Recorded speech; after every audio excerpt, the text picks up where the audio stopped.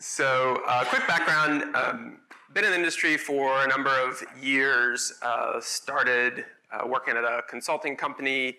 My first job out of college, it was the consulting company that ran the Energy Star program, ICF. Some of you may be familiar with them. And left ICF and went to work for an energy analytics company, and now am out on my own doing sales consulting, focusing on channel sales. And here representing the US Energy Star program in particular, their outreach to facility services companies, helping them understand how to engage Energy Star in their platforms. And today my focus is going to be on a trend that a lot of you all are involved with, and that is disclosure policies requiring, state and local governments requiring energy benchmarking and disclosing that information. And I'll talk a little bit about how you, as an energy analytics provider, can add value in those situations where there is a requirement for compliance. What some ideas and some thoughts around your ideas could be. But getting started, I guess I'm curious to know how many of you in the room are an energy analytics company that uses the web services platform with Energy Star. Okay, so a good number of you are. Good to know.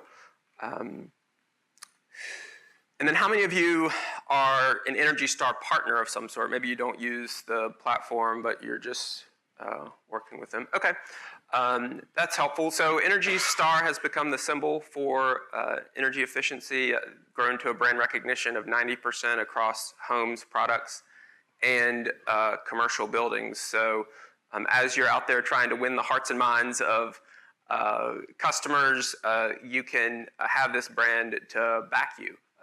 And if you're earning Energy Star recognition or using Energy Star tools and resources, it can really be a powerful advocate for you, given that high level of recognition. The main thing that Energy Star offers for the commercial buildings marketplace is the 1 to 100 score. So it's a very simple way to take a complicated thing like a building with lots of moving parts and boil it down into a simple number that everyone can understand. So the score is a 1 to 100 scale. If you get a 75 or above, a building can earn the Energy Star certification. And the reason I'm here and a lot of you all are here is utility bills, so it requires 12 months of utility data in order to get that score. And I know that might be a little bit of a refresher for many of you, but just want to make sure we're all on the same page as we jump into a lot of things that relate to that score. So that score is used to benchmark commercial buildings, and what we have, what the Energy Star program has done is try to engage more technology companies in a web services platform to exchange data automatically. So what we've seen over the last 8 years is that blue line there is really the growth of our automation of data through web services. And so that has now doubled the pace of manual benchmarking. So if you're in here and you work with us on the web services platform, thank you, you're doing a great job. If you're in here and you're doing it manually, there's trends and there's opportunities to go in the other direction. And so we've grown the web services platform through partnership. So a lot of you may see your logo listed here. 200 plus different providers are exchanging data, taking that utility bill data, and sending it to Energy Star and getting back a 1 to 100 score for a building. So before I jump into the local benchmarking laws, a couple just updates on the Energy Star program. I was at a conference last week, and so probably about 1 in 2 people who came to the Energy Star booth were asking this question, so I figured I'd get out in front of it.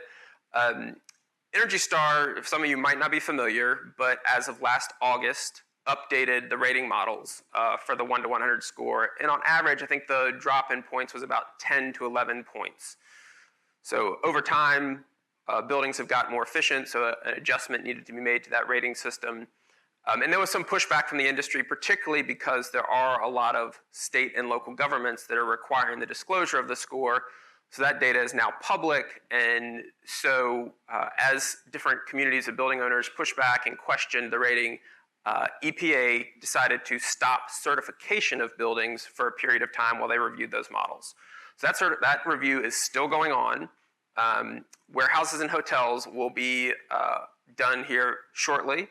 Houses of worship and K through 12 schools will be able to start certification again in mid-May, and then the office and retail sometime this summer.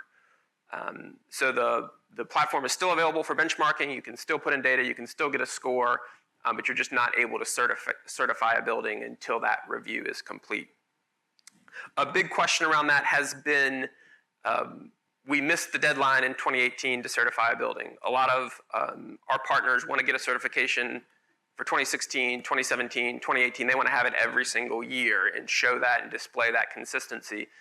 So if you have a customer or one of you missed that deadline, you will be able to still go back and certify a building retroactively for 2018 once those model reviews are complete. A couple other things that are just coming here soon for those of you who like to stay engaged with the latest and greatest with Energy Star. Treasure hunts are going to roll out this summer. So this has been a really popular thing and a pilot with a number of key partners. So it's essentially an employee engagement, employee awareness, a way to make it fun for different people in a building, different stakeholders to look around a building for savings and make some changes. So EPA will be providing resources for people to run those treasure hunts themselves this summer. And then tenant recognition is coming. So this is something that EPA has piloted as well and has gotten a really good uptake in the commercial real estate industry. So tenant spaces will be able to be Energy Star certified in later this year. That will roll out then. So jumping into just the trends in disclosing energy information and what state and local governments are doing. To start, just a quick reminder of why. You all have seen this. State and local governments are pushing for transparency because transparency drives more intelligent decisions. A great example of this in this industry, I flew in to Atlanta yesterday and was meeting with an owner of a mechanical contracting and plumbing company. He's a consulting client of mine, and we were just talking for a couple hours, and it wasn't about this topic in particular, but he started to gripe to me a little bit, and he said, it's amazing, still today, we're building a building, the mechanical systems are maybe 5% of the budget of the total building, and the owner doesn't want to cut the landscaping, they don't want to cut the exterior facade of the building, they don't want to cut anything that's aesthetically pleasing to the building, but they'll go after the mechanical system if there's a budget issue because no one sees it, right? It's behind the scenes. So that's what this is about, right? It's about bringing visibility to people who make those decisions versus invest in an efficient facility. So that's why states and local governments are really pushing to have their property owners disclose that score to them and make that information public. And as we get into this topic, I have to say that the Energy Star program on a national basis is voluntary. What is happening is state and local governments are taking Energy Star resources, particularly Portfolio Manager, the 1 to 100 score, and writing it into local ordinances. And EPA's role in that case is just to support the use of Portfolio Manager the way they would any other partner of the program. But the trend has definitely taken off. 25 plus benchmarking and disclosure policies for state and local governments, some big ones, state of California, city of New York.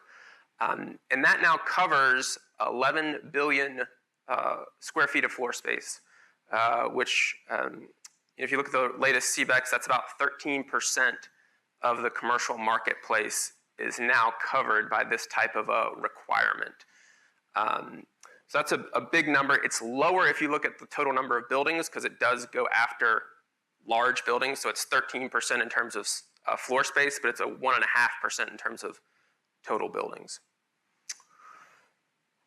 And what has also been happening is then to go beyond benchmarking to really drive action, a number of local governments have required energy audits or retro-commissioning as a part of their laws. So you disclose your benchmarking score, and then there are some additional requirements beyond that, and I'll get into a little more detail on that.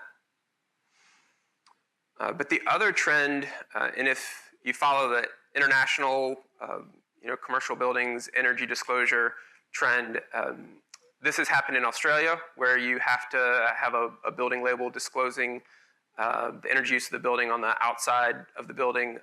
This happened in a lot of EU countries. It is now starting to happen here in the US. And so here's an example of that. Chicago, later this year, and I'm not sure of the exact timing, and I'll just maybe do a quick disclosure. Some of you may be more familiar than some of these local ordinances than I am. I'm researching the entire country to prepare for this presentation, but I know some of you are from Chicago, some of you are from New York, some of you may have some insight, so please feel free to chip in and correct anything I say when we get to Q&A. But I believe this is going to start happening later this year in Chicago. And so they've set up their disclosure. So again, this will go on the outside of buildings where people can see it. It will be a 0 to 4 star rating system. So it's set up that way because you can picture the Chicago flag, but you probably can't unless you're from Chicago, but it has the stars across it. So this is designed to align with the Chicago flag. You can get 0 stars or up to 4 stars, and they align with the Energy Star score. New York City is also doing the same thing. New York City will have an A to F rating, where F is non-compliance with their local benchmarking ordinance, and a D is a 0 to 20 Energy Star score. So what? Oh, is it?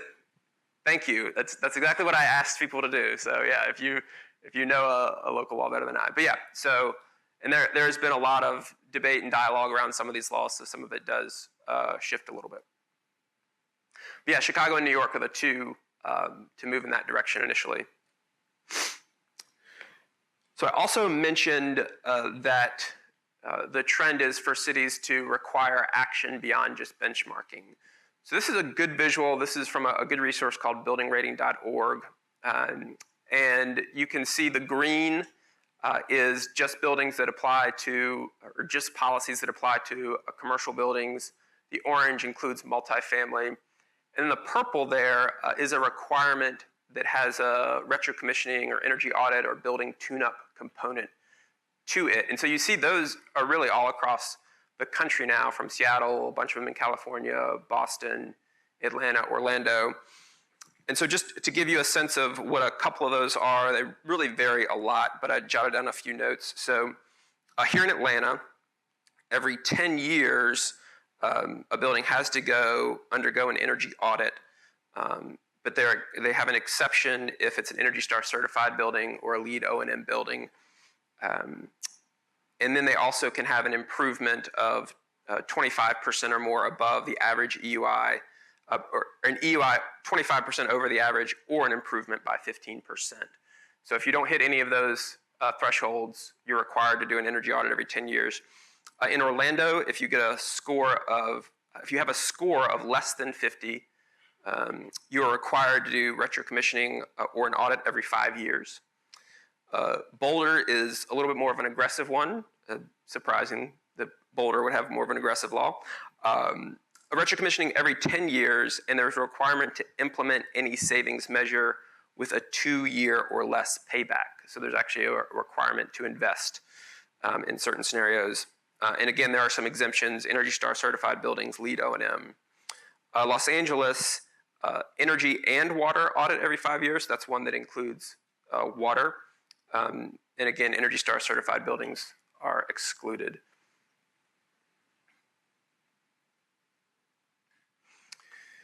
So how do you keep track of all of this?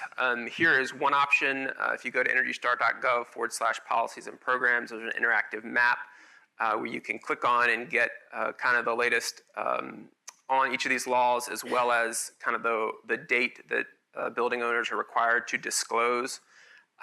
This is EPA has set this up so you can host this on your site. So if you've got a a blog or a section of your website where you're seeking to educate your customer base or your team, then that is something that can be done. So this was last updated the end of last year. Periodically, but it's relatively current. Yep.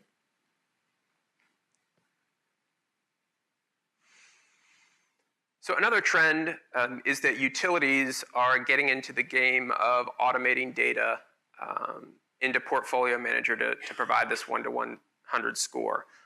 It is mostly driven by these local ordinances. In many cases, or some cases, the ordinance specifically requires utilities to be involved, but in a lot of cases, it's just utilities are being asked by their customers, and when there's a requirement for everyone to do it, it's the utilities are coming along and supporting data access. What you will see in many cases is that the data is an aggregate of the electric data, and so that's designed to serve a very specific need, right? When you have a building owner who has 10 tenants, very difficult for them to get a release from all 10 tenants to provide that data. So the utility will then provide an aggregate of all the different data for the building so that no one tenant's data is disclosed. So they take this aggregate approach. You solve one problem, you maybe create another, which I'll touch on here. But essentially, if you're looking at analyzing this data, providing additional visualization metrics, this data may only serve part of those needs. So I wouldn't throw up my hands and go, oh, the utility's doing it, we'll just leave it to them.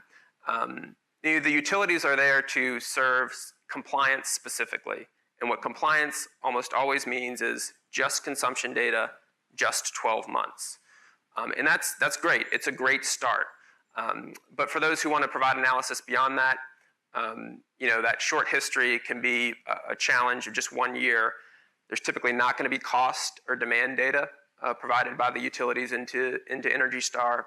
It is often electric only, although there are some dual fuel utilities that are participating.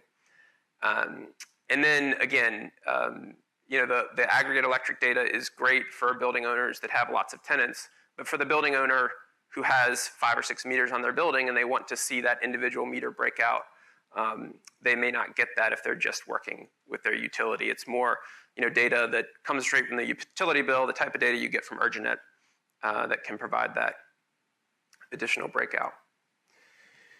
So in terms of keeping track of all the utilities that are providing data, EPA gets a lot of questions about that, so they have a resource out there, energystar.gov/utility data.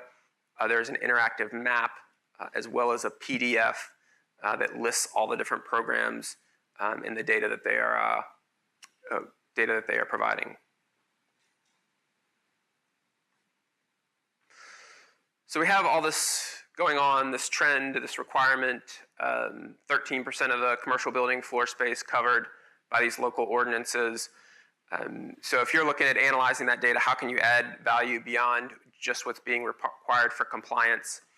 I think a big part of it is going to be comprehensive data. The ordinances are really just getting people started.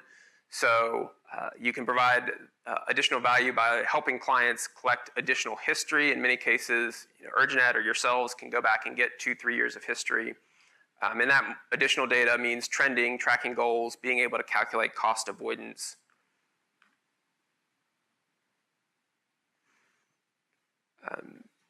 Breaking down the charges. So again, comprehensive data, if you're going to help engage clients in these districts around proactive energy management, it's going to be more than just looking at the consumption, right? Looking at all the fees, looking at the cost, the demand, all of that is really important. And the idea behind these ordinances is that customers go to this next level of analysis and really make something of the data. And then none of the ordinances focus on interval data, so they're all just monthly utility bill information. So really an opportunity, if a customer is going to go through the process of looking at their utility bills, if they're going to get authorizations, do all the things that it takes to get that monthly data and get it flowing, why not go the extra step? Why not make it a part of the process to get and analyze that interval data? And I think many of you are in the position to really push for that and show that as a way that these ordinances can really drive that next level of understanding of the building's performance. And I think there's another really important component of adding value, and that's service. When these local ordinances hit, they are requiring an effort from a facility manager or property manager who already has tons of responsibilities, and this may just be kind of in the peripheral around, we got to just click a button or two or do some data analysis once a year to apply to this ordinance. I think there's a great opportunity for service providers to really help customers step back and have some perspective on, why did they choose Energy Star? What is this program? How is this score calculated? Why is it trusted by so many in the industry? And then getting into, I know you're being asked to comply, but compliance and energy management are two really different things. And your data is going to be transparent. It's going to be public. How can we really help you make the most of this compliance? And so, for someone who's in that situation, having an accountant portfolio manager, doing all the legwork to get things set up, to submit for compliance, there's an opportunity for you all to take that legwork off of a customer's plate. And again, all this is really positioning you as the trusted advisor to your client. So the service component of just even managing portfolio manager, I think, is important. And then, the reporting within portfolio manager and the reporting that, the state and local governments are doing to provide transparency is a start. But if you saw a great example here in the presentation before mine of how, reporting can really help bring data to life. So sitting down with someone who's required to comply and helping them understand, okay, here's what portfolio manager has for report development. Here's maybe some other options in the marketplace, and helping drive that conversation. And the last thing on adding additional value is really around driving action. So Energy Star has always been geared towards starting the conversation. And there's some different resources around helping do that, particularly the 1 to 100 score. But we really rely on our network of partners to then help drive that conversation, drive action. And so I think a big part of that is how do analytics that you have access to or that you provide, how can those help diagnose performance? This data is going to be transparent. It's going to be disclosed. It is more and more state and local governments are getting more savvy as to how they present this data back to the marketplace. And so I think we're just on the beginning of people in low performance getting exposed. And one of the things I'm interested to hear from the audience is, what you're seeing in terms of state and local governments actually penalizing people for noncompliance. But this trend is coming. It's going to be more and more prevalent. So how are you diagnosing performance? And then, getting the data into the right hands. Again, having somebody who just clicks a button once a year and sends their data to portfolio manager is certainly going to meet compliance, but is it really going to help them make the most of the effort that they're going to have to go through anyway? And is it going to help them prepare for a world where there's a label on their building perhaps, or their Energy Star score is published every year? So just some things to think about in terms of how you can go beyond just compliance and add some additional value to this trend that is going across the nation. And I will open it up for questions at this point. If you would just wait until then. A couple comments or questions. Yeah. As we all know, the data acquisition to make this all possible is really rocket scientist work. I mean, it's hard work, as Priscilla said earlier. What is being done towards the utilities themselves to help provide that information in a little better and easier format and standardize? And what is EPA looking at during the process of becoming rated? There has to be a validation of it with a professional engineer. Mm-hmm. And the best I understand, that's a yearly activity. Is that right? And if so, you know, if you take a school system that's got 40 or 50 campuses, that becomes quite expensive after a while. Anything to address either one of those items? Okay, I'll start with the second question. So with the PE verification of an Energy Star application for certification, they did loosen the requirements a little bit a few years back. So a PE has to stamp the application, but the PE doesn't have to actually visit the site. There does need to be a site visit, but it can be someone who reports to the PE. So that alleviates that, and they also added registered architect as someone who can stamp an application. So there is that flexibility, and it doesn't have to be every year. I mean, if you do want this building certified every year, then yes, you do have to reapply and stamp that application, but there's no requirement to keep certifying the building every year. So, and then your question about standards, certainly there is a lot of talk about that. It is not what Energy Star does as a voluntary program, but I know, you know, maybe some people in the audience could speak better to that than I could. I mean, I certainly know there's been a lot of talk of Green Button over the years as one of those potential directions, and organizations that's advocating for that, but I'm not sure exactly where all that stands. And I guess just in general, feel free to make a comment. You don't have to have a question. Again, I know a lot of you all are, you know, down in the weeds in Chicago or in New York or something dealing with this, so welcome comments as well. I know I'm on a list for pro bono certifications, like to schools or houses of worship. Okay. Now, obviously, if you had the Denton School District was presenting earlier, and if they have, you know, a huge amount of facilities, you know, no one volunteer would be able to, you know, cover that.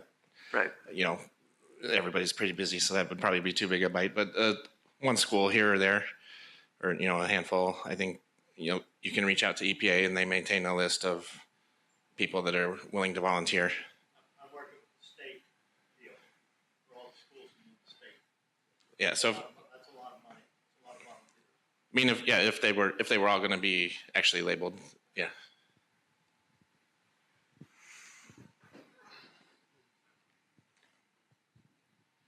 This might be a little bit specific, but do you have any insight into building owners who don't necessarily have access to electric data? For example, in multifamily, where residents have to put electric into their own name, and the building owner doesn't have access to that, it's difficult to get that information. Do you have any tips? Yes, I think it's handled differently by different laws. So some laws don't cover multifamily for that reason. And those that do are in many cases directing the utilities to, in some form or fashion, make aggregate data available. And so that requires some sort of mapping for the owner to say, here are who all the tenants in this building are, and to get to that point. But that's the solution that's out there in some cases, some instances. And if that's not happening, maybe just reach out to the utility provider to get that done. Us, not you. Right, yeah, I think that would be the best step. Thank you. Question. On the tenant engagement, tenant spaces for the coming year, can you expand that a little bit? Particularly, is submetering or tenant level metering required? And if so, do those have to be revenue level meters? So I knew someone was going to ask that question. Off the top of my head, I don't know. I think it is. It would make sense that there's submetering required. but yeah, does anyone here, did anyone participate in that pilot? I know there was a lot of people involved in that pilot, but off the top of my head, I'm not sure. It is on the Energy Star website, though. Yep.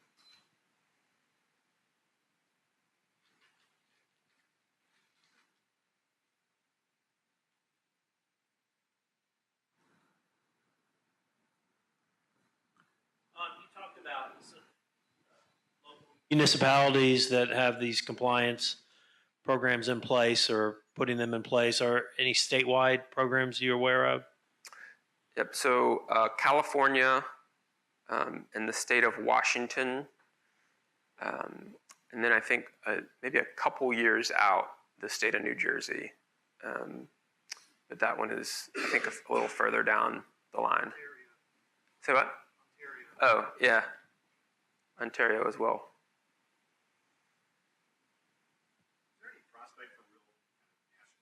Is there any prospect or either on the private side by building owners or the federal government to just create a uniform standard here so you just instantly shift from one by one ordinances, or is that like not something that's going to happen in this climate? Yeah, I mean, there's certainly a lot of speculation that that's where this is all going, but I think that's what it is speculation at this point. So I don't think there's been anything that's been presented along that line. I'm not particular. I mean, some people are talking about the Green New Deal. I'm not sure if that's in there or not, but yeah, it would. There certainly is talk of a national policy, but it's mainly just talk, as far as I know. Thank you all very much. Thanks very much.